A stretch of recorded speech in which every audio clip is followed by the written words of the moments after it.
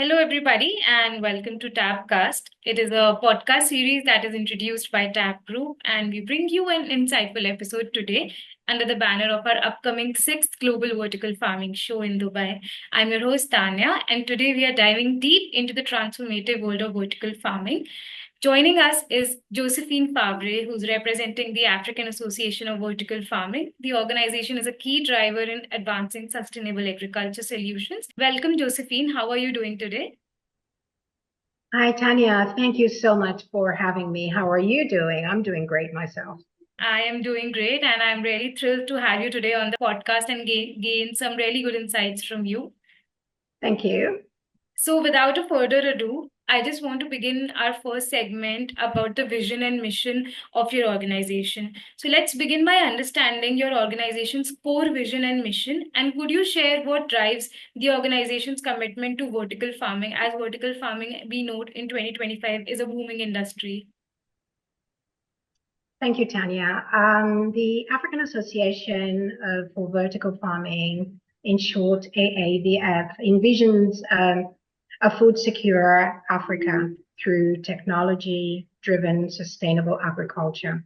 We are an international NGO, and our mission is to empower farmers, youth, and women by providing innovative vertical farming solutions that will enhance productivity, reduce environmental impact, and create, of course, economic empowerment to the youth and women of Africa. Right. So is this like, I want to know, is this like a personal motivation as well, that this is something that motivates personally to you as well as an individual to contribute? Personally, I am a sales and marketing expert. I studied in Switzerland, and through the years, food security has always been one of my priorities, especially coming from Africa and knowing that one day I will go to Africa and contribute in this particular sphere.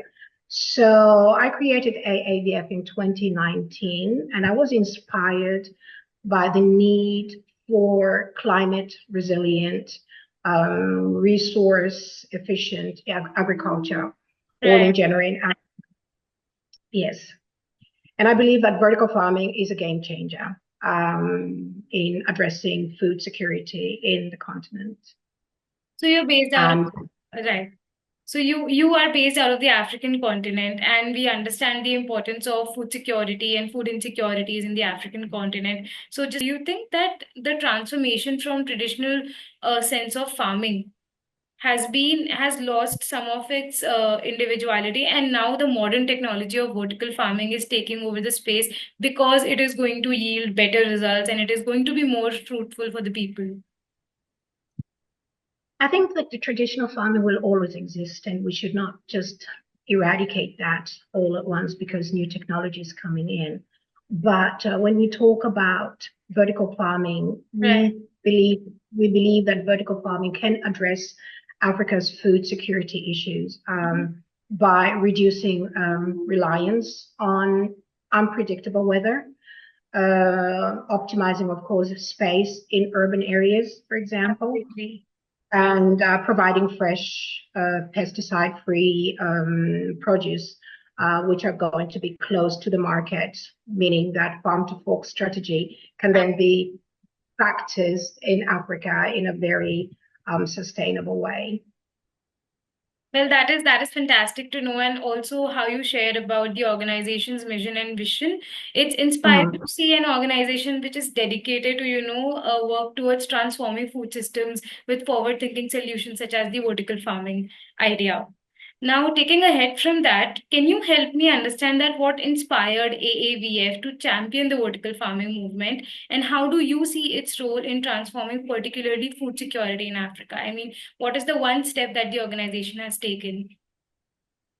The organization has taken a huge step by diving into the various challenges of food production in Africa. First, we have to talk about the youth of Africa. Africa has the largest youth population, and it is going to grow until 2050 we are going to be literally the food basket of Africa, meaning that at this particular point, we have to address the issue of who is taking over agriculture in Africa, and it will be the youth of today. And when Right. you're talking about you're talking about the youth of today, you have to prepare them. You have to prepare them in terms of the language that you're going to use, especially in agriculture. Right. And so technology is the language. And yeah, and vertical farming resonates with the youth of today when you want to Exactly. introduce. Yeah, And yeah. therefore your organization's also aiming to, connect them with this new technology, if I'm not wrong, and you're trying to implant that knowledge into the youth and into the upcoming agripreneurs, I believe, who will bring in modern technology like IoT solutions, AI, etc., to the vertical farming industry. So that is what you're going after, right? Right. Absolutely. Capacity building also the youth and women of Africa who are going to take over the agriculture space. Right. And when you're going to bring in vertical farming, you also have to make sure that the education around vertical farming is understood. You Absolutely. just don't, you just don't bring in food systems and then implement them there and then leave the people to deal with it. Yeah.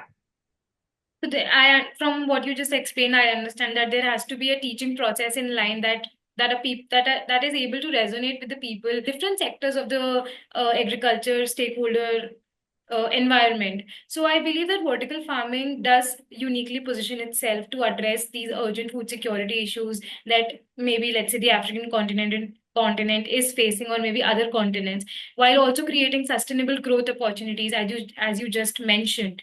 Right. So, speaking of unique positioning and considering the African region in particular, vertical farming also presents some exciting potential in addressing different other challenges that a continent is facing. So, how do you believe that there are certain methods which can uniquely address the continent's challenges? For example, water scarcity or the usage of nutrition fulfillment, etc. So, what would be your take on that?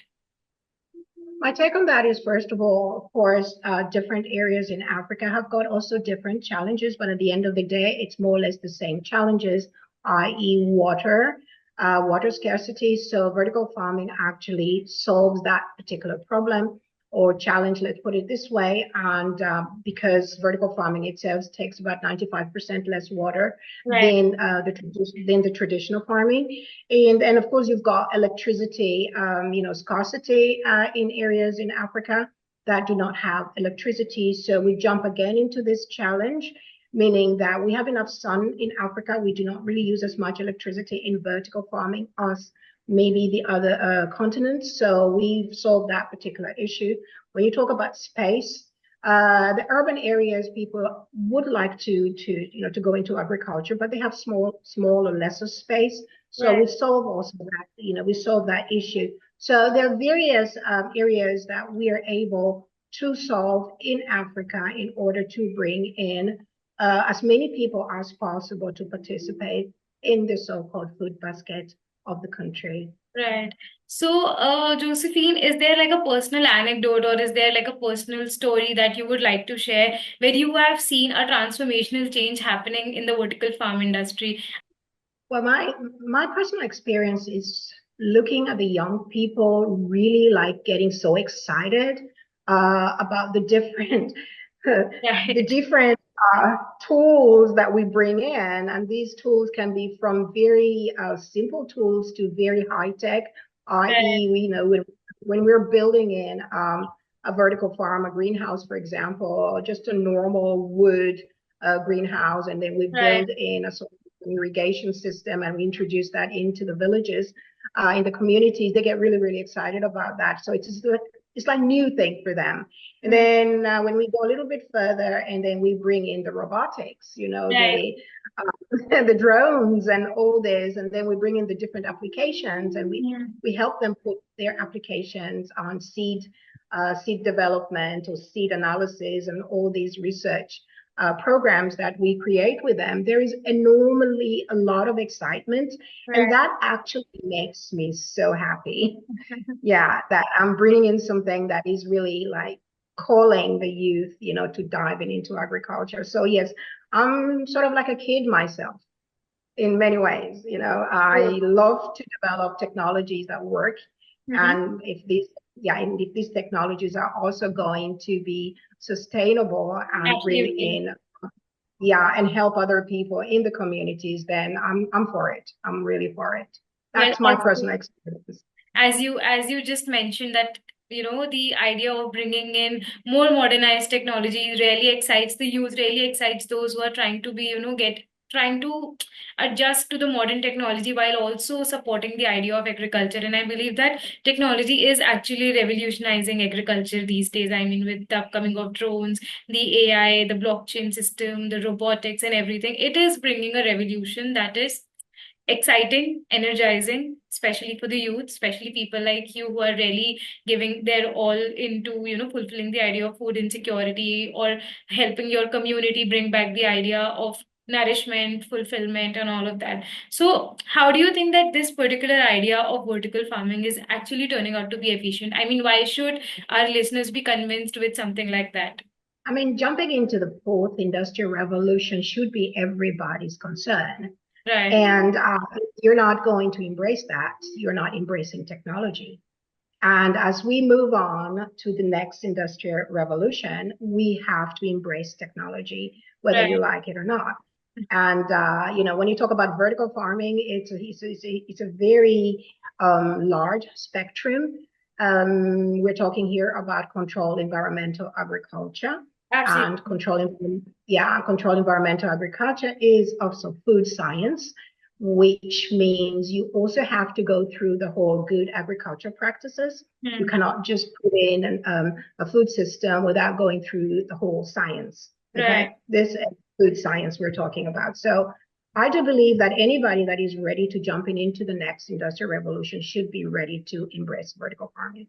Absolutely. I think I completely agree with your idea. And this is also something that we are going to flag through our upcoming event in Dubai. We are actually tapping the Middle East and the international market through this event. We are trying to invite stakeholders from the vertical farm industry, from those who are, adept at hydroponics, aquaponics, and how the vertical Yeah. farming process works. Because it is important to bring in, I think, people from different backgrounds. I mean, we would obviously need people who are science experts, those who are policy experts to, create that kind of a setup wherein the stakeholders are interested in understanding who is their target audience. And with the incoming of the government agencies, it's important to know what are some of the policy frameworks and regulations that need to be followed. So, taking from that, since you mentioned that you're from a sales and a marketing background, I want your insight on the idea that how should investors and entrepreneurs who are trying to eye the vertical farming space, what can be the key growth opportunities for them, and what should be the way they should be looking at in order to explore the vertical farm industry?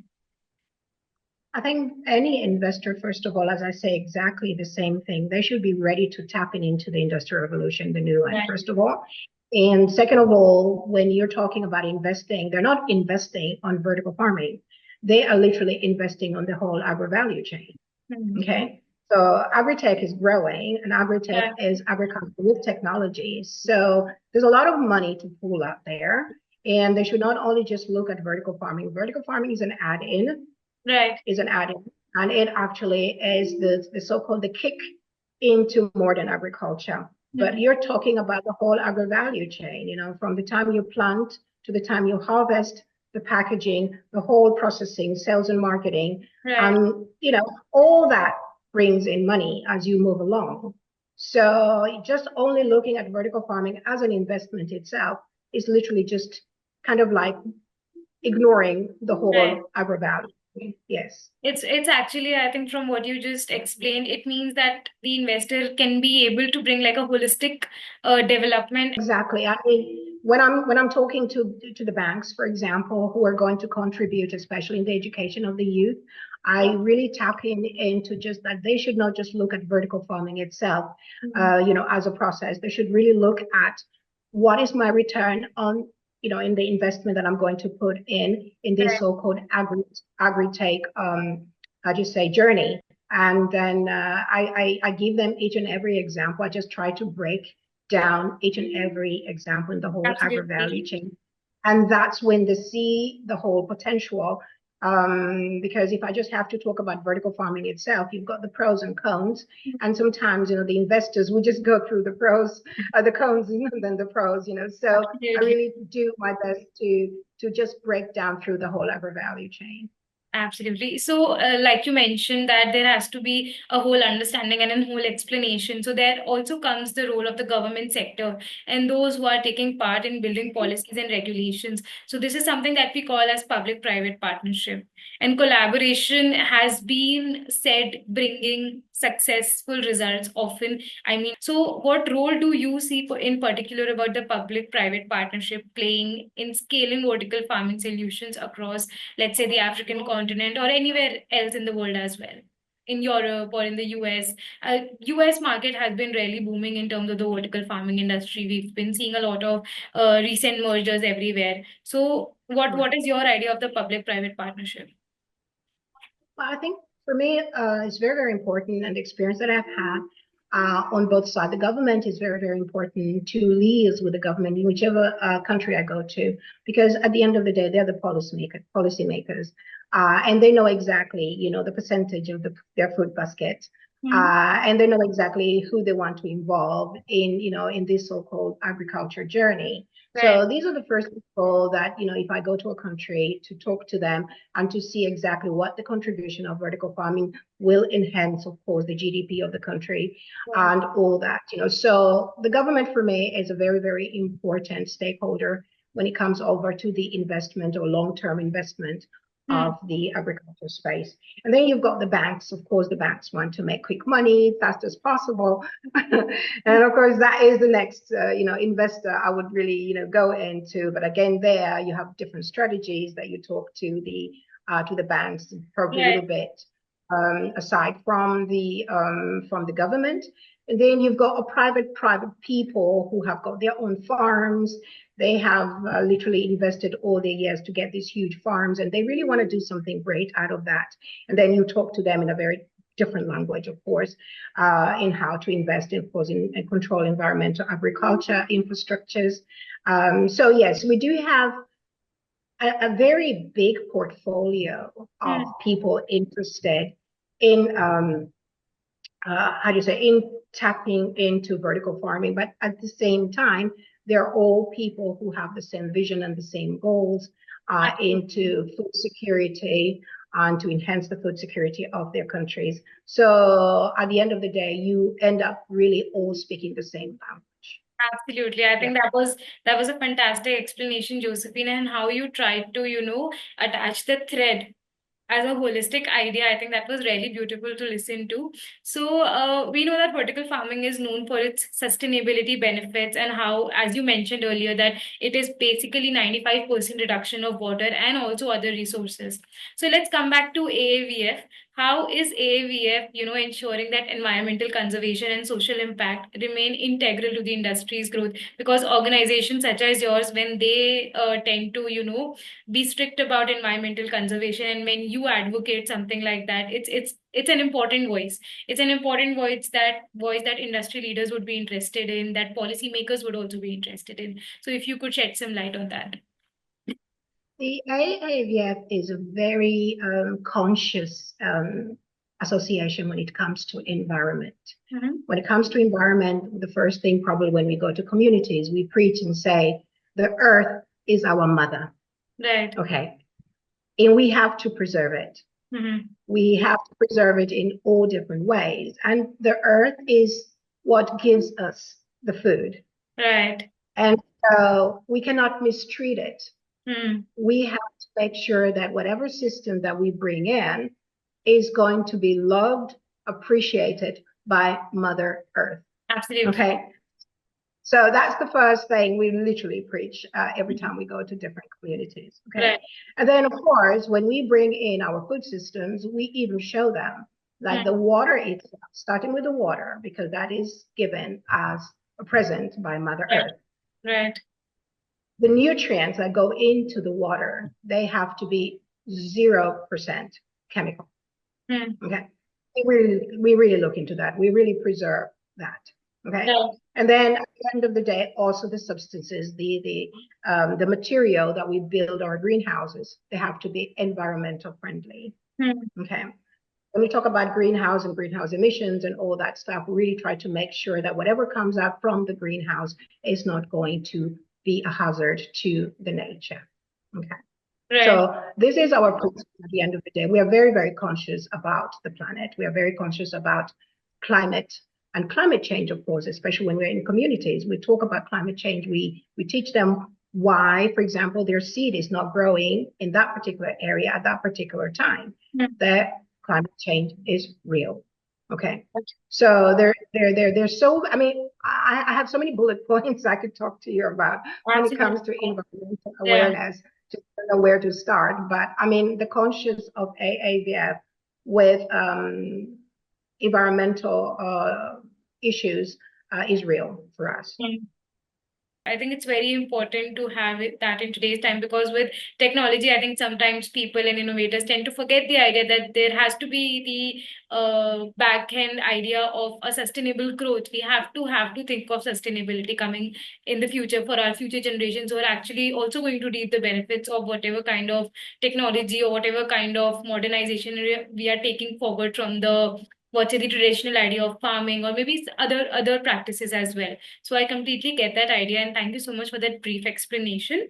Finally, taking it to my last segment, I really want to know from your expertise and the idea, and also the personal motivation that you carry. Looking ahead, what do you envision for the future of vertical farming over, let's say, the next 5 to 10 years in the African continent or also in other markets? Because you have that perspective of how different stakeholders should participate in this industry. If not just Africa, you can also maybe talk some more about the Middle East market or the US or the Europe market, because your insight would be valuable for those who are from that region. Well, we talk about vertical farming because, as I say, you know, this is controlled environmental agriculture, and vertical farming seems to be kind of like hitting the headline, let's say, you know. But vertical farming, you've got different types of vertical farming. But here I would like to talk about controlled environmental agriculture. We need it. It's here now. It's going to be here for the next 20, 30 years to come. Yeah. It's going to evolve. New technologies are going to come in. New technologies are going to be built by the new generations coming up. So it's not something that is going to disappear tomorrow. Right. So if we've got investors, they need to just, you know, buckle their seatbelt and invest in that particular direction, because that is what is going to bring in the food baskets of the world. Absolutely. Absolutely. I think I completely agree with that idea. And thank you so much, Josephine, for all of those answers, for sharing these invaluable insights for our audience. Vertical farming really does hold remarkable promise. And also for our listeners, stay tuned for more such conversations on TABCast, and we would continue to explore innovations that shape the global agriculture. Until next time, signing off.